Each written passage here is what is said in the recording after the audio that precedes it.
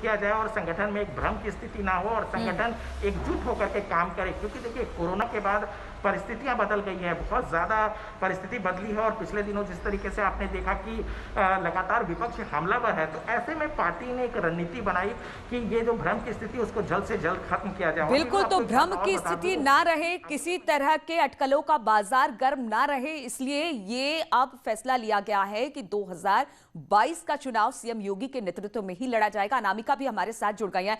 अनामिका, 3 दिनों की लगातार मैराथन बैठक के बाद अब ये खबर आ रही है कि 2022 का चुनाव सीएम योगी के नेतृत्व में ही लड़ा जाएगा, यानी तमाम अटकलों को विराम देने की कोशिश की जा रही है। यहां पर जो इस वक्त काफी कह सकते हैं कि जो अफवाहों का बाजार है वो बेहद गर्म है, उसको लेकर। और देखिए नीलू, जब बीएल संतोष यहाँ पर आए और उन्होंने ये उनका कार्यक्रम बताया गया कि वो अलग अलग लोगों से मुलाकात करेंगे, 2022 के चुनाव को लेकर यूपी की नब्ज को टटोलने का प्रयास करेंगे, तो ये भी इस बीच अफवाहें थी कि क्या उत्तर प्रदेश में बड़े बदलाव हो सकते हैं चुनाव के से पहले, और क्या कुछ लोगों की भूमिका में बदलाव हो सकता है। लेकिन उसी दिन, जिस दिन बीएल संतोष यहाँ पर आए थे और पहले ही दिन जब वो एयरपोर्ट से पार्टी कार्यालय पर पहुंचे, उन्होंने कुछ लोगों से बात की, लेकिन बात होने के बाद शाम 7 बजे वो मुख्यमंत्री आवास भी गए। मुख्यमंत्री आवास पर पहुंचने के साथ साथ उनके साथ दोनों डिप्टी सीएम भी मौजूद थे, संगठन मंत्री भी सुनील बंसल प्रदेश अध्यक्ष भी मौजूद थे, यूपी के प्रभारी राधा मोहन सिंह भी मौजूद थे।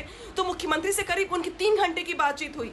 उसके बाद जो आरोप लगाए जाते हैं या जो कयास लगाए जा रहे थे कि चूंकि कोरोना मैनेजमेंट को लेके उत्तर प्रदेश की तस्वीर बहुत बेहतर नहीं है, इसलिए नाराजगी भी है, तो उसको लेके बीएल संतोष ने ट्वीट भी किया।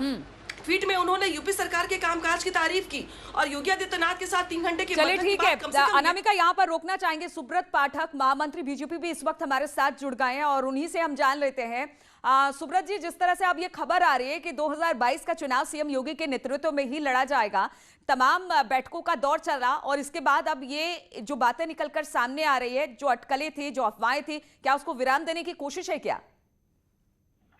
देखिए, किसी तरीके की कोई अटकलें नहीं थी। ये जो भी अटकलें थी ये कुछ लोगों के द्वारा प्रायोजित थी, इनका हकीकत से कोई लेना देना नहीं था। लेकिन जिस प्रकार से उत्तर प्रदेश में योगी सरकार ने काम किया है और निश्चित रूप से हर मोर्चे पर योगी सरकार ने उत्तर प्रदेश को बदलने का काम किया। उत्तर प्रदेश जो कभी अपराधियों का प्रदेश कहा जाता था, उत्तर प्रदेश जहां दंगे होते थे, दंगाइयों का प्रदेश कहा जाता था, उस उत्तर प्रदेश में कानून व्यवस्था को सुधार कर और जिस प्रकार से हर मोर्चे पर सरकार ने अच्छा काम किया है, वो निश्चित रूप से योगी जी के नेतृत्व में ही चुनाव लड़ा जाएगा। और जिस प्रकार से 2019 का चुनाव योगी जी के नेतृत्व में हम लोग उत्तर प्रदेश में लोकसभा का जीते थे, निश्चित रूप से 2022 में एक बार फिर से बड़े बहुमत के साथ भारतीय जनता पार्टी उत्तर प्रदेश में सरकार योगी जी के नेतृत्व में बनाएगी।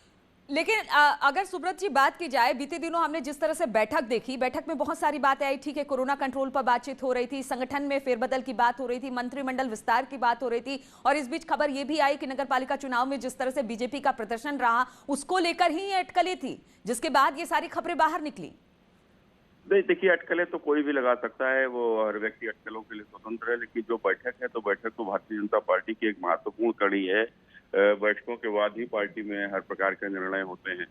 तो इस प्रकार से जो बैठक निश्चित रूप से एक लंबे समय तक लॉकडाउन रहने के बाद में बैठक थी, तो इसलिए भी उसका एक अलग महत्व लिया गया। और दूसरा ये है कि उस बैठक में महामंत्री संगठन राष्ट्रीय माननीय बीएल संतोष जी आए थे, इसलिए भी हो सकता है कि मीडिया ने उसको ज्यादा उसमें लिया है। लेकिन ये कहीं नहीं था कि किसी भी उसमें इस प्रकार की कोई चर्चा किसी बैठक में नहीं हुई थी। लेकिन विपक्ष ने तो बहुत सारे सवाल उठाए थे सुब्रत जी इसको लेकर। देखिए, अब विपक्ष का तो काम ही है, विपक्ष के पास है क्या भाई? अब समाजवादी पार्टी में तो कभी इस प्रकार की बात हो ही नहीं सकती, क्योंकि वहां तो मुलायम सिंह के बाद अखिलेश जी को ही आना है। लेकिन यहाँ तो ये तो पार्टी लोकतांत्रिक पार्टी है और लोकतांत्रिक पार्टी में इस तरीके की बातें भी उठती हैं। भाई ठीक है, कोई संतुष्ट है, कोई असंतुष्ट है, लेकिन कुल मिलाकर जिस प्रकार का काम आज उत्तर प्रदेश के मुख्यमंत्री के रूप में योगी आदित्यनाथ जी ने किया है, मैं कह सकता हूं कि देश भर के और दूसरे मुख्यमंत्रियों से भी आगे बढ़कर, और जिस प्रकार से उनकी लोकप्रियता आज आम जन में जो सामने आई है, ये अपने आप में उनके काम के कारण से संभव हुआ है। ठीक है, बहुत बहुत शुक्रिया आपका सुब्रत पाठक जी। तो इनका कहना है कि 2022 का चुनाव सीएम योगी के नेतृत्व में लड़ा जाएगा, जो एक बहुत अच्छा फैसला है, और जिस तरह से सीएम ने काम किया उसको लेकर भी ये बातें कर रहे थे। अनामिका, अभी तो ये कहा जा रहा है कि अभी राधा मोहन सिंह एक बार फिर से लखनऊ पहुंचेंगे, और जब वो लखनऊ पहुंचेंगे तो सबकी नजर उन पर होगी, क्योंकि जो रिपोर्ट कार्ड तैयार की जाएगी दिल्ली में, वो सब यहां पर लाकर रखा जाएगा। और इस बीच ये भी खबर आ गई कि अब से 2022 का चुनाव सीएम योगी के नेतृत्व में ही लड़ा जाएगा। तो इसको लेकर किस तरह से देखें हम? और देखिए, ये तो बिल्कुल ठीक कहा आपने कि बीएल संतोष के साथ जितनी भी बैठकें हुई, 1-to-1 बातचीत हो या मुख्यमंत्री योगी आदित्यनाथ के आवास पे जाके बातचीत रही हो, उन सभी बैठकों में राधा मोहन सिंह मौजूद रहे थे। वो भी उस वक्त देख रहे थे, सुन रहे थे, समझ रहे थे। और तीसरे दिन जब बीएल संतोष की मीडिया टीम के साथ बैठक चल रही थी, उस वक्त सुबह ही तीसरे दिन राधा मोहन सिंह दिल्ली के लिए रवाना हो गए थे। तो ये माना जा रहा था कि चूंकि वो यूपी के प्रभारी हैं, तमाम बैठकों में वो शामिल रहे हैं, तो वो अपनी बात, अपनी रिपोर्ट जाकर के पार्टी आलाकमान के सामने रखेंगे। और चूंकि बीएल संतोष केंद्रीय संगठन मंत्री हैं, तो उनका बार बार लखनऊ दौरा करना या आना ठीक नहीं है।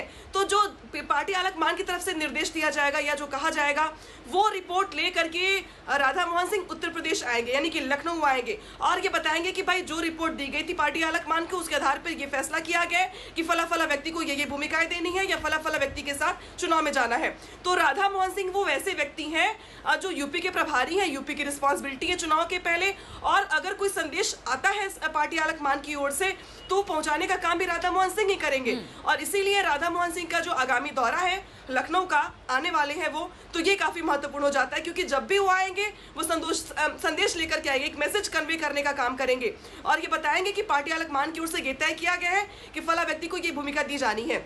तो अभी ये जो बैठकों का दौर चल रहा है, मंथनों का दौर चल रहा है, इसमें भी पूर्ण विराम नहीं लगा है।